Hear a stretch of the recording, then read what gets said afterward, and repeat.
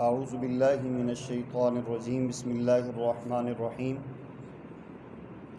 پارہ نمبر 18 ہے اور سورہ مومنون کا آغاز ہو رہا ہے۔ اللہ تعالیٰ نے اس سورہ مبارکہ میں مومنین کاملین کی چند صفات بیان کی ہیں۔ میں نے اور آپ نے غور کرنا ہے کہ ان میں سے کون کون سی صفت ہمارے اندر ہے اور کون سی صفت سے ہم محروم ہیں۔ اگر ساری صفات اللہ نے ہمیں دی ہیں تو اس پہ ہمیں خوش ہونا چاہیے اور اللہ سے استقامت مانگنی چاہیے۔ فرمایا قد افلح المؤمنون، تحقیق یقیناً مومن کامیاب ہو گئے ہیں، مومنین نے فلاح حاصل کر لی ہے۔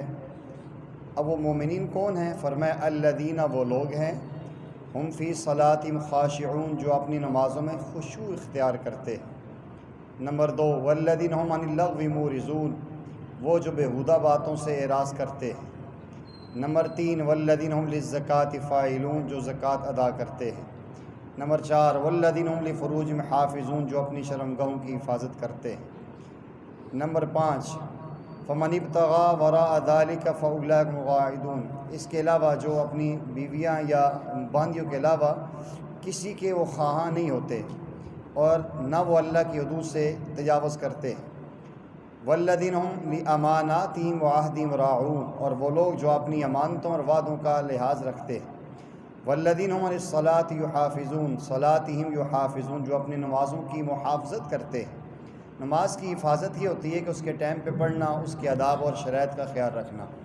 فرمایا جن کے اندر یہ صفات ہوں گی جو ابھی ہم نے بیان کی ہیں، یہ مومنین بھی ہیں، کامیاب بھی ہیں، اور اللہ اعلان کر رہے ہیں اولئک هم الوارثون، یہی حقیقی لوگ وارث ہیں۔ کس کے جی؟ الذین یرثون الفردوس، جو جنت الفردوس ہے، یہ لوگ ان کے وارث ہیں، وہ ان کی میراث ہے اور وہ ان کو ملے گی۔ ہم فیہا خالدون، اور یہ اس میں ہمیشہ ہمیشہ رہیں گے۔ تو ہمیں کوشش کرنی چاہیے کہ ان صفات میں اگر ساری ہیں تو الحمدللہ، اگر کمزوری ہے تو اللہ تعالیٰ ہمیں بچنے کی توفیق عطا فرمائے۔ اس کی آیت نمبر 12 میں اللہ فرماتے ہیں وَلَقَدْ خَلَقْنَا الْإِنسَانَ مِنْ صُلَالَةٍ مِّن طِينٍ، ہم نے انسان کو مٹی کے جوڑ سے پیدا کیا ہے، اور ثُمَّ جَعَلْنَاهُ نُطْفَةً، پھر ہم نے اس کو ایک محفوظ نطفہ بنایا ہے، فی قرار مکین، ایک قرارگاہ میں، ماں کے رحم میں۔ ثُمَّ خَلَقْنَا النُّطْفَةَ عَلَقَةً، پھر ہم نے نطفہ سے جمع و خون بنایا ہے۔ فَخَلَقْنَا الْعَلَقَةَ مُضْغَةً، پھر جمع و خون سے ہم نے لوتھڑا گوشت کا ٹکڑا بنایا ہے۔ فَخَلَقْنَا الْمُضْغَةَ عِظَامًا، پھر ہم نے اس جمع و خون اور لوتھڑے سے اس کے اوپر ہڈیاں بنائی ہیں۔ فَكَسَوْنَا الْعِظَامَ لَحْمًا، اور ہڈیوں کے اوپر ہم نے گوشت چڑھایا ہے۔ ثُمَّ أَنشَأْنَاهُ خَلْقًا آخَرَ، پھر ہم نے اس کو نئی شکل اور نئی تخلیق پیدا کی ہے۔ فَتَبَارَكَ اللَّهُ أَحْسَنُ الْخَالِقِينَ، کیا ہی عزت و عظمت والا اور برکت والا وہ رب جو اس کو تخلیق کرنے والا ہے۔ تو انسان کی جو پیدائش ہے اس کا ذکر یہاں ہے، اور علماء نے لکھا ہے کہ جس انسان کو کوئی بھی الرجی ہو، جسم میں خارش ہو، دانے ہوں، تو یہ آیت مبارکہ ثم خلقنا النطفۃ علقۃ والی اگر 11 دفعہ پڑھ کے اس پہ دم کر لی جائے تو اللہ جل جلالہ اس چیز سے حفاظت کرتے ہیں اور انسان جو ہے کہ اس شر سے بھی بچ جاتا ہے۔ اسی سورہ مبارکہ میں اس کی آیت نمبر 96 میں اللہ جل جلالہ خود فرما رہے ہیں قل، آپ فرما دیجئے ربی، اے میرے رب، اعوذ بک من ہمزات الشیاطین، میں آپ کی پناہ میں آتا ہوں حمزہ شیاطین سے، واعوذ بک رب یحضرون، اور میں آپ کی پناہ میں آتا ہوں ان جنات سے جو باہر سے میرے اوپر حاضر کیے جائیں۔ عام طور پہ شیطانی اثرات انسان پہ ہو جاتے ہیں، اور بسا اوقات انسان کے ساتھ جو شیطان ہے وہ اثر کرتا ہے، اور بسا اوقات باہر سے جنات اور شیاطین اس پہ مسلط ہوتے ہیں۔ عام طور پہ آپ نے دیکھا ہوگا کہ بسا اوقات ایسے لوگ ہوتے ہیں کہ اس کے پاس جائیں، عام طور پہ عاملین کے لبادے میں بیٹھے ہوتے ہیں اور غیب کی بات کرتے ہیں۔ آپ جو صبح کھا کے آتے ہیں وہ بات بتا دیتے ہیں، جو آپ کے آتے ہوئے راستے میں باتیں کرتے ہیں وہ آپ کو باتیں بتا دیتے ہیں۔ تو انسان حیران ہو جاتا ہے کہ یار علم غیب تو اللہ کا خاصہ ہے، فرشتے نہیں جانتے، اس بندے کے پاس کہاں سے یہ غیب کا علم آ گیا ہے۔ یہ حمزات جو ہوتا ہے، حمزات اس شیطان کو کہا جاتا ہے جو انسان کے ساتھ ہوتا ہے۔ پیارے آقا فرماتے ہیں کہ انسان کے دل میں 2 گھر ہیں، ایک گھر میں شیطان رہتا ہے اور ایک گھر میں فرشتہ رہتا ہے۔ جو شیطان ہے وہ وسوسے اور خیالات ڈالتا ہے، اور جو فرشتہ ہے اس کے اندر خیر اور نیکی کی بات ڈالتا ہے۔ تو جب انسان بسا اوقات اس پہ محنت کرتے ہیں، اس حمزات شیطان سے دوستی لگاتے ہیں، چند ایسے اعمال کرتے ہیں، چند ایسی مجاہدات کرتے ہیں جس سے ان کے ساتھ ان کی دوستی یاری ہو جاتی ہے، وہ کچھ ایسا عمل کرتے ہیں جس سے وہ موکل ان کا سامنے حاضر ہو جاتا ہے۔ تو جو بندہ سامنے آتا ہے اس کے ساتھ بھی ایک شیطان ہوتا ہے، ہر انسان کے ساتھ شیطان ہے، یہ اس سے ساری معلومات لے لیتا ہے۔ ویسے آنکھ بند کر کے بیٹھے ہوتے ہیں اور ساتھ بول رہے ہوتے ہیں آپ نے یہ کیا یہ کیا یہ کیا، تو بندہ حیران ہوتا ہے یار یہ ہمارے ساتھ ہو کیا رہا ہے۔ تو یہ شیطانی ایک چال ہوتی ہے، ہمزاد شیطان کے ذریعے جو انسان کے عقیدے اور ایمان کو خراب کرتا ہے۔ تو پیارے آقا کریم علیہ السلام کو یہاں کہا گیا ہے قل رب اعوذ بک من ہمزات الشیاطین، کہ آپ یہ دعا مانگا کریں کہ اللہ اس ہمزاد شیطان سے میں آپ کے پناہ میں آتا ہوں، واعوذ بک رب یحضرون، اور جو باہر سے شیطان میرے پر تسلط کرتے ہیں۔ اعمال میں کمزوری ہوتی ہے، انسان جو ہی اعمال میں کٹتا ہے اللہ کے ساتھ معاملات کمزور ہوتے ہیں، شیطان اس پہ تسلط کرتا ہے۔ علماء نے لکھا ہے کہ جو بندہ اس آیت کا ہمیشہ اہتمام کرتا ہے وہ ہمزاد سے بھی اور جنات کے شر سے بھی محفوظ ہوتا ہے۔ اللہ تعالیٰ اس کا اہتمام نصیب فرمائے۔ کم از کم 21 مرتبہ یا پھر 41 مرتبہ اس کو پڑھنے کا معمول بنانا چاہیے، جہاں شیطانی اثرات ہوں تو اللہ تعالیٰ اس سے محفوظ فرماتے ہیں۔ سورہ اس کی مومنون کی آیت نمبر 115 ہے، افا حسبتم انما خلقناکم عبثا وانکم الینا لا ترجعون، کیا تم نے یہ گمان کر لیا کہ ہم نے تمہیں بے فائدہ اور فضول پیدا کیا ہے اور تم نے ہماری طرف لوٹ کے نہیں آنا۔ فتعال اللہ الملک الحق، کہ اللہ جل جلالہ بہت بلند ہے اور حقیقی بادشاہ ہے، اس کے علاوہ کوئی معبود نہیں ہے اور عرش عظیم کا وہ رب ہے۔ وَمَن يَدْعُ مَعَ اللَّهِ إِلَٰهًا آخَرَ، جو اللہ کے علاوہ کسی اور کو پکارتا ہے، لا برہان لہ بہ، جس کی دلیل اس کے پاس نہیں ہے، فَإِنَّمَا حِسَابُهُ عِندَ رَبِّكَ، اس کا حساب اللہ کے پاس ہے، اللہ نے پوچھنا ہے۔ اور ایسا انسان لا یفلح الکافرون، کافر لوگ کبھی بھی فلاح نہیں پا سکتے۔ قل، آپ فرما دیجئے، رب اغفر وارحم وانت خیر الراحمین، اے میرے اللہ مجھے بخش دے اور مجھ کا رحم فرما، تو بہترین رحم کرنے والا ہے۔ یہ جو آیات ہیں سورہ مومنون کی 115 سے آخر تک، یہ جادو کا توڑ ہے۔ جس انسان پہ بھی کسی قسم کا جادو ہو، یہ جنات چھوڑے گئے ہوں، انسان اس آیت مبارکہ کو 3 دفعہ صبح اور شام پڑھے، اللہ جل جلالہ اس کو شر سے محفوظ کرتے ہیں، اور یہ نبی پاک صلی اللہ علیہ وسلم سے ثابت ہے۔ ابو دجانہ رضی اللہ تعالیٰ عنہ پیارے آقا کریم علیہ السلام کے پاس آئے، عرض کیا یا رسول اللہ صلی اللہ علیہ وسلم، میرے گھر میں عجیب معاملہ ہوتا ہے، ایک جگہ چیز رکھتا ہوں دوسرے دن وہاں نہیں ہوتی، کبھی میں گھر میں جاتا ہوں تو شہد کی مکھیوں کی طرح بنبناہٹ محسوس ہوتی ہے، اور اسی انداز میں میرے گھر کے اندر مختلف آوازیں آتی ہیں۔ تو پیارے آقا کریم علیہ السلام نے فرمایا، ایک تو آپ نے ایک عہد نامہ تحدید نامہ تحریر کروایا تھا، وہ آج ملتا ہے مختلف جگہ سے، فرمایا کہ یہ پاس رکھ لو اور ان آیات کا اہتمام کر دو۔ وہ جو تحدید نامہ ہے وہ نبی پاک صلی اللہ علیہ وسلم کی طرف سے تکلیف دہندہ جنات کے نام خط ہے، وہ سیدنا علی المرتضیٰ رضی اللہ عنہ نے تحریر کیا اور ابو دجانہ رضی اللہ تعالیٰ عنہ کو دیا گیا، اور ساتھ یہ آیات پڑھتے رہے۔ حدیث کے اندر آتا ہے جس کا مفہوم یہ ہے، فرماتے ہیں یا رسول اللہ صلی اللہ علیہ وسلم، میں رات کو بڑے رونے کی آوازیں سنتا رہا، کافی دیر چیخ و پکار ہوتی رہی، اور اس کے بعد وہ آہستہ آہستہ آواز خاموش ہو گئی۔ فرمایا کہ تیری ان آیات کے پڑھنے نے، ان آیات کے نورانیت نے شریر جنات کو ہلاک کر دی اور ختم ہو گئے۔ تو یہ بڑی اہم ہے، خدا پہ یقین رکھ اس کو پڑھنے کا معمول بنانا چاہیے، ہر قسم کے شر فتنے سے محفوظ ہوں گے۔ قرآن کریم کی سورہ نمبر 24 سورہ نور ہے، یہ سیدہ اماں جان عائشہ صدیقہ رضی اللہ تعالیٰ عنہ کی فیور میں اتری ہے۔ کفار نے، منافقین نے سیدہ اماں جان عائشہ صدیقہ رضی اللہ تعالیٰ عنہ پہ بدکاری کا الزام لگایا تھا۔ پیارے آقا کریم صلی اللہ علیہ وسلم کا معمول تھا جب بھی کسی غزوہ میں تشریف لے جاتے تھے تو آپ اپنی ازواج میں سے کسی نہ کسی زوجہ کو، امہات المومنین کو ساتھ لے کر جاتے تھے، اور اس کی ترتیب یہ ہوتی تھی کہ آپ قرآن اندازی کرتے تھے، جن کا نام آ جاتا ان کو ساتھ لے جاتے تھے۔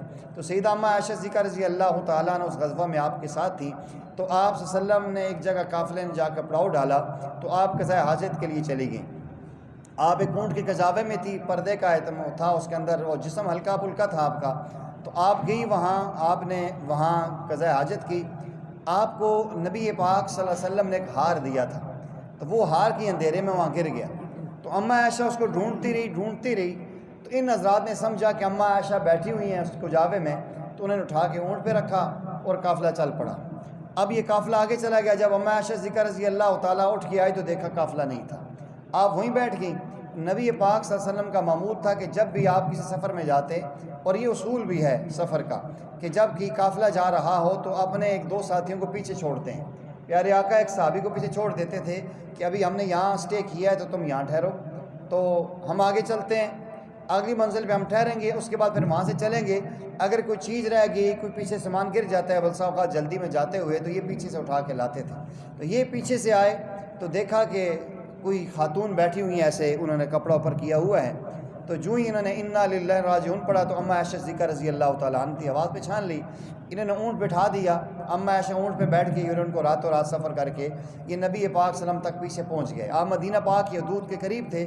تو یہ جو صحابی رسول اما عائشہ کے ساتھ آئے اور نظریں جھکی ہوئی ہیں, اور کیسے ہو سکتا ہے جن کی تربیت امام الانبیاء نے کی, ان کے دل میں گناہ کا وسوسہ اور خیال کیسے آ سکتا ہے؟ یہ تو آج لوگ ایسے ہیں دل کے میلے ہیں جن کے دلوں میں خباثت ایسی باتیں کرتے ہیں. تو بہرحال وہاں کسی نے ایسی بات نہیں کی. عبداللہ ابن ابی اور اس کے چند اور جو شر پسند لوگ تھے, ان بدبختوں نے اما عائشہ پہ یہ الزام لگایا کہ رات ساری تنہائی میں جنگل کے راستے میں ایک نوجوان لڑکے کے ساتھ یہ آئی ہیں تو یقیناً گناہ کیا ہے.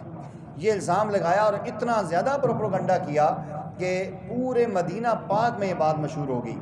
اور اما عائشہ صدیقہ رضی اللہ تعالیٰ عنہ کے علم میں ہی نہیں ہے. آپ گھر میں آئیے, دیکھا پیارے آقا کریم علیہ السلام کی طرف سے بھی کوئی تھوڑا سا جو ہے کہ ناراضگی محسوس ہو رہی ہے, اور آپ نے دیکھا مجھ سے بور نہیں رہے. تو پیارے آقا نے آ کر کہا کہ عائشہ دیکھو انسان ہے, انسان سے غلطی ہوتی ہے, خدا نہ خواستہ کوئی غلطی ہو گئی ہے تو آپ اللہ سے معافی مانگ لو. تو میں بھی اللہ سے معافی مانگتا ہوں تو اللہ تعالیٰ آپ کو معاف کر دیں گے. اما عائشہ فرماتی مجھے میرے اوپر بجلیاں گریں کہ میرے تو کردار پہ مکھی تک نہیں بیٹھی اور ایسی بات ہو رہی ہے. تو پیارے آقا نے فرمایا کہ عائشہ تم اپنے گھر چلی جاؤ, اپنے ابو کے پاس چلی جاؤ. یہ گھر میں چلی گئیں. یہ بسا اوقات اتنا زیادہ پروپیگنڈا ہوتا ہے کہ اصل بات رہ جاتی ہے اور جھوٹ مشہور ہو جاتا ہے. یہ دنیا میں مشہور ہے, آپ کے سامنے یہ ساری باتیں ہیں. جھوٹ کے کہتے ہیں نا اس کے ہاتھ پاؤں نہیں ہوتے لیکن اڑ جاتے ہیں. تو 1 مہینہ اس پہ گزرا. صدیق اکبر رو رہے ہیں, اما عائشہ صدیقہ پریشان ہے, کنارے میں بیٹھی ہوئی ہیں, اور ان کے والدہ پریشان ہے کہ اب لازمی بات ہے کہ بہت بڑا پروپیگنڈا کیا گیا تھا. تو پیارے آقا کریم صلی اللہ علیہ وسلم نے صحابہ کرام سے آ کر رائے لی. تو صحابہ کرام میں سے سیدنا علی المرتضیٰ رضی اللہ تعالیٰ عنہ سے پوچھا, انہوں نے کہا یا رسول اللہ عورتوں کی کون سی کمی ہے؟ اگر بالفرض والمحال کوئی مسئلہ ہو گیا تو آپ اشارہ کریں, آپ کے لیے ہزاروں عورتیں موجود ہیں, آپ کیوں غمگین ہوتے ہیں؟ ہر ایک نے اپنی اپنی بات کی. پیارے آقا صلی اللہ علیہ وسلم نے حضرت عمر سے پوچھا, عمر بتا تیری رائے کیا ہے؟ عمر ہے, عمر اسلام کی عمر ہے. عمر ایک نام بھی ایسا ہے, کفر آج بھی ان کے نام سے کامتا ہے. ویسے پیارے آقا نے نہیں فرمایا تھا کہ اللہ نے عمر کی دل اور زبان پہ حق رکھ دیا ہے. آپ نے فرمایا یا رسول اللہ صلی اللہ علیہ وسلم مجھے یہ بتائیں کہ یہ رشتہ کس نے چنا ہے؟ فرمایا اللہ نے انتخاب کیا ہے, اللہ تعالیٰ نے آپ کا رشتہ کروایا ہے, اور اللہ نے بتایا ہے جبریل کے ذریعے کہ آپ ان عائشہ سے شادی کریں. جی.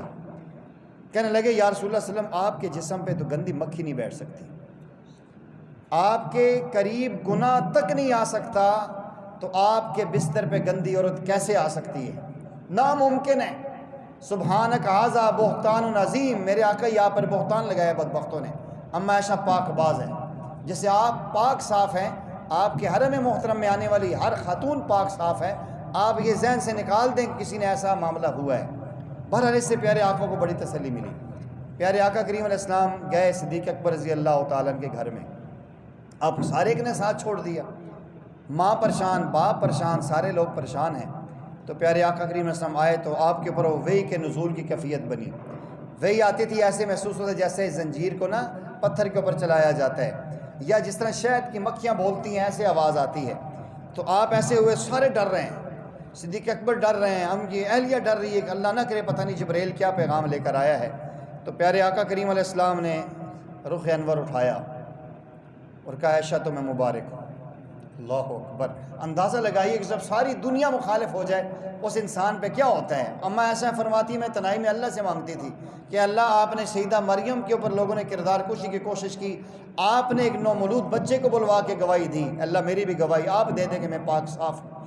تو اللہ تعالیٰ نے یہ سورہ مبارکہ اما عائشہ کی فیور میں اتاری ہے, یہ سورہ نور پوری. اور آپ دیکھیں آگے اللہ نے ایک عجیب جملہ کہا ہے, الطیبات للطیبین والطیبون للطیبات. پاکیزہ عورتوں کے لیے پاکیزہ مرد ہیں, پاکیزہ مردوں کے لیے پاکیزہ عورتیں ہیں. الخبیثات للخبیثین والخبیثون للخبیثات. گندے مردوں کے لیے گندی عورتیں ہیں اور گندے عورتوں کے لیے گندے مرد ہیں. بہرحال صدیق اکبر نے کہا کہ عائشہ اٹھیں, نبی علیہ السلام کا شکریہ ادا کریں. یہ ایک محبت کی بات ہے, اس کو دوسرے رخ میں کوئی نہ لے. تو اما عائشہ نے کہا میں شکریہ اس کا ادا کیوں نہ کروں جس نے اس تنہائی میں, جب ساری دنیا نے چھوڑ دیا, جس نے میری اوپر جو عفت و عظمت کی چادر دی, میں اللہ کو سجدہ ریز ہوں گی. تو اللہ جل جلالہ کے سامنے آپ نے سجدہ کیا. پھر پیارے آقا کے پاس آئیں تو پیارے آقا کریم علیہ السلام کے صحابی عمر کا ایک احسان تھا اما عائشہ صدیقہ رضی اللہ تعالیٰ عنہ پہ.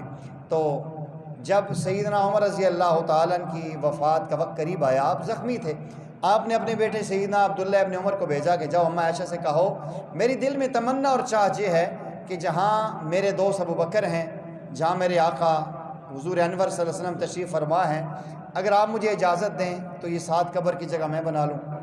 تو اماں عائشہ صدیقہ رضی اللہ تعالیٰ عنہ کے بعد جب حضرت عمر کے بیٹے آئے تو اماں عائشہ نے کہا کہ عبداللہ جگہ تو میں نے اپنے لیے رکھی تھی اور یہ مجھے مہر میں نبی پاک صلی اللہ علیہ وسلم کی طرف سے گھر ملا تھا، یہ گنبد خضرا اماں عائشہ کی ذاتی ملکیت ہے، یہ ان کا گھر ہے۔ یہاں سے عظمت اندازہ لگائیے کہ اماں عائشہ کی کیا عظمت ہے جن کے گھر میں آج پیارے آقا تشریف فرما ہے۔ آپ نے فرمایا کہ عبداللہ تیرے باپ کا میرے اوپر وہ احسان ہے کہ جب میرے ساتھ کوئی بھی خدا کے علاوہ نہیں چل رہا تھا، عمر نے کھڑے ہو کے میرا ساتھ دیا تھا، اس احسان کے بدلے میں اپنی نظریں جھکاتی ہوں، اپنے اوپر عمر کو ترجیح دیتی ہوں۔ اور کہا کہ ان سے کہہ دو کہ انشاءاللہ یہ آپ کی جگہ ہے، میں نے آپ کو دے دی، کیونکہ پہلے میرے شوہر اور میرے والد تھے، میں ساتھ مناسب لگتی تھی، لیکن جب آپ نے اس چاہت کا اظہار کر دیا، حضرت عمر نے کہا کہ عبداللہ ممکن ہے اماں عائشہ نے میرا دل رکھنے کے لیے ایسی بات کی ہو تو جب میں فوت ہو جاؤں تو اس کے بعد پھر ایک دفعہ جانا، اور اگر انہوں نے خوشی سے کہا تو ٹھیک ہے ورنہ مجھے عام قبرستان میں دفنا دینا۔ تو اماں عائشہ صدیقہ رضی اللہ عنہا نے فرمایا ایسی بات نہیں ہے، جب میں نے کہہ دیا ہے یہ ہوگی جگہ ان کی۔ پھر سیدنا عمر رضی اللہ تعالیٰ عنہ کو وہاں دفن کیا گیا۔ اصل بات یہ ہے وہ خمیر وہاں سے اٹھا تھا، اس خمیر نے وہاں جانا تھا، لیکن ایک ترتیب قرآن نے بتلائی ہے، صورت میں بڑے زبردست احکامات ہیں، بہت ساری باتیں ہیں۔ درمیان میں یہ بھی ہوا تھا حسان بن ثابت رضی اللہ تعالیٰ عنہ، حضرت مصطح اور چند صحابہ کرام بچارے وہ بھی لوگوں کے پروپگنڈے میں آ گئے، انہوں نے بھی ایسی بات کی تو سیدنا صدیق اکبر ان کا پورا خرچہ چلاتے تھے، ان کا گھر کا خرچہ دیتے تھے، کھانے کا راشن دیتے تھے۔ جب ان لوگوں نے ایسے عائشہ کے بارے میں الفاظ کہے آیات اترنے سے پہلے تو اب تو بڑا دکھ ہوا کہ یار عجیب بات ہے، آج بھی لوگ کہتے ہیں نا جن پتھروں کو عطا کی ہم نے دھڑکنیں، جب ملی ان کو زبان تو لگی ہم پہ برسنے، تو وہاں زیادہ دکھ ہوتا ہے۔ تو آپ نے فرمایا آئندہ میں نہیں دوں گا، اس کو کچھ بھی نہیں دوں گا۔ اللہ نے آیت اتاری وَلَا يَأْتَلِ أُولُو الْفَضْلِ مِنْكُمْ، آپ میں سے فضیلت والے قسمیں نہ کھائیں، وَالسَّعَةِ وسعت والے، اَن يُؤْتُوا الْقُرْبَى وَالْمَسَاكِينَ وَالْمُهَاجِرِينَ، کہ وہ اپنے کن لوگوں کو نہیں دیں گے ضرور دیں۔ فرمایا کہ فَلْيَصْفَحُوا وَلْيَعْفُوا وَلْيَصْفَحُوا، آپ معاف کر دیں اور درگزر کریں۔ الا تحبون، کیا آپ پسند نہیں کرتے ہو ان یغفر اللہ لکم، کہ اللہ تمہیں معاف کر دے، واللہ غفور رحیم، اللہ معاف کرنے اور رحم کرنے والے ہیں۔ صدیق اکبر نے فرمایا جب اللہ معاف کر رہے ہیں میں کیوں اپنا ہاتھ روکوں، میں ڈبل کر کے تمہیں دوں گا۔ اس کے بعد آگے چل کے اس آیت مبارکہ میں ایک اصول بیان کیے، آج ہم اس ضابطے سے بالکل دور ہیں، 5-7 منٹ آپ کو لگیں گے لیکن آیات بڑی اہم ہے اس لیے میں عرض کرتا ہوں۔ اس کی آیت نمبر 27 میں فرمایا یا ایھا الذین آمنوا لا تدخلوا بیوتا غیر بیوتکم حتی تستأنسوا وتسلموا علی اہلہا، اے ایمان والو اپنے گھر میں اور نہ کسی کے گھر میں اس وقت تک داخل نہیں ہونا جب تک دستک دے کے اجازت نہ لے لو اور جب تک سلام نہ کہو۔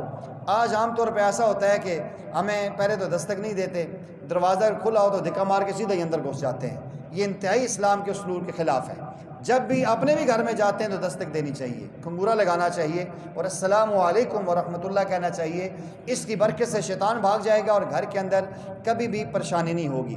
فرمایا فَإِن لَّمْ تَجِدُوا فِيهَا أَحَدًا، اگر آپ گھر میں کسی کو بھی نہ پاؤ، فَلَا تَدْخُلُوهَا، اس وقت تک اس کسی کے گھر میں داخل نہیں ہو سکتے، حَتَّى يُؤْذَنَ لَكُمْ، یہاں تک کہ تمہیں اجازت نہ ملے۔ اگلا جملہ بڑا خطرناک ہے، اگر آپ کے دروازے پہ میں آؤں، ایک دفعہ 2 دفعہ دستک دوں اور آپ دروازہ نہ کھولیں، یا اندر سے کہیں جی کہ ابھی آپ مصروف ہیں جی ابھی آپ چلے جائیں، تو ہمیں کتنا برا لگتا ہے، یار یہ اسی ویلے ہیں، ہم آپ کے پاس ہیں اور آپ نے ملاقات ہی نہیں کی۔ وَإِن قِيلَ لَكُمُ ارْجِعُوا، اگر کہا جائے واپس لوٹ جاؤ، فَارْجِعُوا، فوراً واپس لوٹ جاؤ، ہُوَ أَزْكَىٰ لَكُمْ، یہ تمہارے لیے زیادہ پاکیزگی ہے۔ ہو سکتے ہو گھر میں کسی بیچارے کام میں مصروف ہو، کسی معاملے میں وہ اس کے یا گھر والوں کے پاس بیٹھا ہوا ہے یا کھانا کھا رہا ہے، کوئی مصروفیت ہو سکتی ہے کہ گھر کے اندر ہیں، لیکن آپ لوٹ جائیں بعد میں مل لیں، نہیں جی نہیں بس 2 منٹ کے لیے بلا لیں، بس 1 منٹ کے لیے بلا لیں جی، میں 1 منٹ دے دیں جی، 1 منٹ، زبردستی ہم گھر سے گھسیٹ کے نکالتے ہیں باہر، یہ چیز قرآن کے اصول کے خلاف ہے، ایسا نہیں ہونا چاہیے۔ لیس علیکم جناح ان تدخلوا بیوتا غیر مسکونۃ، ہاں جس گھر میں کوئی نہیں رہتا، ویران گھر ہے، وہاں تم جا سکتے ہو، یا جس کے اندر آپ کا سامان رکھا ہوا ہے۔ آگے فرمایا کل للمؤمنین یغضوا من ابصارہم، کہہ دیجیے اہل ایمان اپنے نظریں ہمیشہ نیچے جھکا کے رکھو، وَيَحْفَظُوا فُرُوجَهُمْ، اور اپنی شرمگاہوں کی حفاظت کرو، ذَلِكَ أَزْكَىٰ لَكُمْ، یہ تمہارے لیے بہت بہتر ہے۔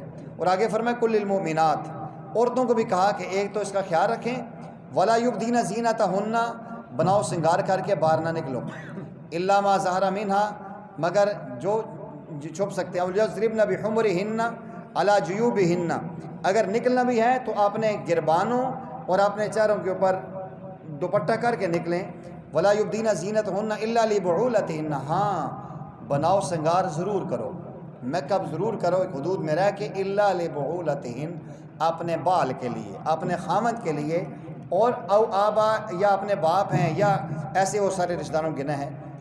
خامد کے لیے کون میک اپ کرتا ہے؟ یہ وہ تو بازار میں شاپنگ کے لیے کرتی ہیں ہماری مسلمان بہنیں، وہ کسی جگہ قبرستان میں دعا کے لیے میک اپ کر کے جاتی ہیں، خامد کا حق ہے وہاں جاتی نہیں ہے، اور یہ آگے جا کے اس کا نقصان ہوتا ہے۔ ان آیات میں سارا یہ پوری تفصیل کے ساتھ یہی چیز آئی ہے۔ آگے چل کے چند اور بھی احکامات بیان کیے ہیں کہ جو گھر میں رہنے والے بچے ہیں، 3 اوقات ہیں، 3 اوقات دن میں قیلولہ کے وقت میں، اور آگے چل کے یہ الفاظ بھی ہیں کہ او الطفل الذی لم یظہر علی عورات النساء، جو ابھی بچے ہیں ان کے اوپر وہ چیزیں ظاہر نہیں ہوئی وہ تو کر سکتے ہیں، لیکن بہرحال پھر دن کے قیلولے کے وقت میں، رات کے سونے کے وقت میں، یعنی فجر سے پہلے، عشاء کے بعد، اور دن کو قیلولے کے وقت میں اولاد بھی اپنے باپ کے کمرے میں نہ جائے۔ لیکن آج کل تو ہوتے ہیں اولاد ماں باپ سے جدا ہی نہیں ہوتی، خواہاں بیوی الگ رہ ہی نہیں سکتے۔ ہمیں یہ تربیت کی شرائط کو سامنے رکھتے ہوئے ہمیں کوشش کرنی چاہیے کہ ہم اس کو سامنے رکھیں قرآنی آیات کو۔ آگے چل کے اللہ نور السماوات والارض مثل نور کمشکات کے اندر اللہ تعالیٰ اپنی جو ہے کہ وہ عظمت اور اپنی شان کو بیان فرما رہے ہیں، اور فرمایا جو کافر لوگ ہیں دنیا میں یہ اعمال کرتے ہیں، لیکن دنیا کے اعمال دیکھ کے خوش نہیں ہونا چاہیے۔ والذین کفروا اعمالهم کسراب، کافر جو لوگ عمل کرتے ہیں ان کی مثال سراب کی طرح ہے، بقیۃ جو چٹکل میدان میں ہو، یحسب الظمآن ماء، اس کو پیاسا پانی تصور کرتا ہے، حتی اذا جاءہ، جب اس کے پاس آتا ہے، لم یجد شیئا، اس کے اندر کچھ بھی نہیں پاتا۔ عام طور پہ آپ نے سفر کیا ہوگا گاڑیوں میں، روڈ پہ دور دیکھتے ہیں آپ کو پانی نظر آتا ہے، لیکن جب قریب جا کے دیکھتے ہیں وہاں روڈ ہوتا ہے، پانی نہیں ہوتا۔ تو فرمایا یہی مثال ہے ان کافروں کی، جو اعمال کرتے ہیں، اعمال کے اندر تو انہیں بڑی ایک چمک نظر آ رہی ہے کہ بڑی واہ واہ ہو رہی ہے، لوگوں میں بڑا ایک نام ہو رہا ہے، لیکن جب موت آئے گی، موت کے بعد ان کے پاس کچھ بھی نہیں ہوگا۔ اس لیے انسان کو کوشش کرنی چاہیے کہ اعمال کے ساتھ ساتھ ایمان اور اعمال دونوں ملا کے کرے گا، تب اللہ جل جلالہ کے ہاں اس کے لیے بہتری ہوگی۔ خالی اگر کافر بھی دنیا میں فلاحی اور رفائی کام کرتا ہے تو اللہ جل جلالہ اس کے لیے بھی آسانی والا معاملہ فرماتے ہیں۔ آگے چل کے جو میں عرض کر رہا تھا، یہاں فرمایا کہ یا ایھا الذین آمنوا، اے ایمان والو، لیستأذنکم الذین ملکت ایمانکم، چاہیے کہ تمہارے نوکر بھی تم سے اجازت لے کر آئیں، والذین وہ لوگ لم یبلغوا الحلم منکم، جو ابھی بلوغت کی حد تک نہیں پہنچے، 3 اوقات، 3 مرات، 3 مرتبہ، من قبل صلاۃ الفجر، فجر سے پہلے، وحین تضعون ثیابکم، اور جب تمہارے کپڑے اترے ہوتے ہیں، من ظہیرہ، زور کے وقت میں، ومن بعد صلاۃ العشاء، اور عشاء کی نماز کے بعد میں۔ یہ 3 اوقات ہیں کہ اس میں نہیں جانا چاہیے۔ ثلاث عورات لکم، یہ تمہارے لیے پردے کی چیزیں ہیں، اس لیے اس کے اندر اولاد کو بھی سمجھاؤ اور اپنے گھر کے نوکروں کو بھی اس چیز سے منع کرو کہ اس وقت میں کوئی کسی کے پاس نہ جائے، اس میں احتیاط کرنی چاہیے۔ وَإِذَا بَلَغَ الْأَطْفَالُ مِنْكُمْ الْحُلُمَ، جب تمہارے بچے حلم اور سمجھداری اور بلوغت کے پاس پہنچیں، فَلْيَسْتَأْذِنُوا، ان کو بھی چاہیے وہ اجازت لیں، كَمَا اسْتَأْذَنَ الَّذِينَ مِن قَبْلِكُمْ، جیسے تم لوگ پہلے اجازت دیتے تھے۔ اور آگے چل کے فرمایا کہ جو بندہ اندھا ہے، جو بندہ جو ایسا ہے کوئی اور اس کے اندر بیماری ہے، اس کے لیے حرج نہیں ہے، وہ آ جا سکتا ہے۔ پھر اس کے بعد اپنے خاندان کے جو رشتہ دار ہیں ان کا ذکر آ رہا ہے۔ فرمایا انما المؤمنون الذین آمنوا باللہ ورسولہ، بے شک جو مومنین ہیں وہ اللہ پر اور رسول پر ایمان لاتے ہیں۔ وَإِذَا كَانُوا مَعَهُ عَلَىٰ أَمْرٍ جَامِعٍ لَمْ يَذْهَبُوا حَتَّىٰ يَسْتَأْذِنُوا، کسی ایسے کام پر جو اجتماعی ہو تو آپ سے پوچھے بغیر واپس نہیں چلے جاتے۔ اے پیغمبر صلی اللہ علیہ وسلم، جو لوگ آپ سے اجازت طلب کر کے جاتے ہیں یہی وہ لوگ ہیں جو اللہ اور آخرت پر ایمان لاتے ہیں۔ فَإِذَا اسْتَأْذَنُوكَ، اگر وہ آپ سے اجازت طلب کریں، لِبَعْضِ شَأْنِهِمْ، اپنے کسی کام کے معاملے میں، فَأْذَن لِمَنْ شِئْتَ مِنْهُمْ، تو آپ جس معاملے میں چاہیں ان کو اجازت دیں۔ وَاسْتَغْفِرْ لَهُمْ، ان کے لیے استغفار کریں، بے شک اللہ تعالیٰ معاف کرنے والے، رحم کرنے والے ہیں۔ آخری بات عرض کرتا ہوں، اس کے بعد فرمایا کہ رسول کریم علیہ السلام کو جس طرح ایک دوسرے کو خود بلاتے ہوئے ایسے کبھی نہیں بلانا۔ قرآن کی آیت ہے، سورہ نور کی آیت نمبر 63، یاد رکھیں، لا تجعلوا دعاء الرسول بینکم کدعاء بعضکم بعضا، اے لوگو تم نبی پاک صلی اللہ علیہ وسلم کو ایسے معمولی انداز میں نہ بلاؤ، ایک معمولی نہ سمجھو جس طرح ایک دوسرے کو خود بلاتے ہو۔ قد یعلم اللہ الذین یسلون منکم لواذا، اللہ جل جلالہ ان لوگوں کو جانتا ہے جو تم میں سے آنکھ بچا کے چل دیتے ہیں۔ فلیحذر الذین، چاہیے کہ ان لوگوں کو ڈرنا چاہیے، یخالفون عن امرہ، جو اللہ کے حکم کی مخالفت کرتے ہیں۔ عام طور پہ ہم کسی کو بلاتے ہیں اوئے، کسی کو نام لیتے ہیں نا، کسی کا نام لیتے ہیں زید، اوئے زید بات سن۔ ہوئے جو ہم پنجابی میں کہتے ہیں، عربی میں لفظ یا کے ساتھ آتا ہے۔ عربی میں جب عربی کسی کو بولتے ہیں نا، یا عبداللہ، اے عبداللہ بات سنو، یا محمد، یا احمد، یہ جو جملہ ہے آج اس پہ لوگ لڑائی جھگڑا کرتے ہیں، یہ سمجھتے ہیں نہیں ہم یا محمد کہہ کے پیارے آقا صلی اللہ علیہ وسلم کا ادب کر رہے ہیں، ایسا نہیں کرنا چاہیے۔ پورے قرآن میں اللہ جل جلالہ نے صرف ایک مقام پہ پیارے آقا کا نام لیا، کہیں آپ کو یا ایھا المزمل کہا ہے، کہیں یا ایھا المدثر کہا ہے، کہیں طٰہٰ کہا ہے، کہیں یاسین کہا ہے۔ اللہ نے صفات بیان کی ہیں، انا ارسلناک کا شاہد کہا ہے، مبشر کہا ہے، نذیر کہا ہے۔ قرآن میں ایک جگہ اللہ نے نام لیا، وہ بھی محمد الرسول اللہ کہا ہے۔ ہمیں یہ لفظ ایسا نہیں بولنا چاہیے۔ اگر کوئی جملہ یہ بولتا ہے نا، یار یا محمد نہ کہو، یا احمد نہ کہو، نہیں یہ گستاخ نہیں یار، حالانکہ یہ بے ادبی کا لفظ ایسے منع کیا جاتا ہے کہ اے میرے محبوب کبریا، میرے آقا کریم، آپ نام کیوں لیتے ہیں؟ نہیں نام لینا چاہیے۔ آپ یقین کریں کہ اس دور میں بھی جو صحیح بڑے بڑے علماء ہیں وہ اپنے استاد کا نام نہیں لیتے۔ میں نے مفتی تقی عثمانی صاحب کے کئی بیانات سنے ہیں، تو اپنے استاد کا نام نہیں لکھے، کہتے ہیں ہمارے حضرت جی یوں فرماتے ہیں، ہمارے شیخ یوں فرماتے ہیں۔ وہ اپنے استاد کا نام لینا پسند نہیں کرتے، اور ہم بے دھڑک لگے رہتے ہیں، یا رسول اللہ اسقا لنا، یا رسول اللہ انظر قال لنا۔ یوں نہیں کہنا چاہیے۔ آقا کریم علیہ السلام کا صفات کو رکھنا چاہیے، اور یہ جملہ جس میں ہم ایک دوسرے کو خود بلاتے ہیں، ایسا تصور بھی نہیں ہونا چاہیے، ورنہ قرآن کہتا ہے اس سے تمہارے اعمال ضائع ہو جائیں گے۔ اللہ جل جلالہ نے آیات کو سمجھ کے نبی پاک صلی اللہ علیہ وسلم کی صحیح معنوں میں عزت و عظمت دل میں بٹھانے کی توفیق نصیب فرمائے۔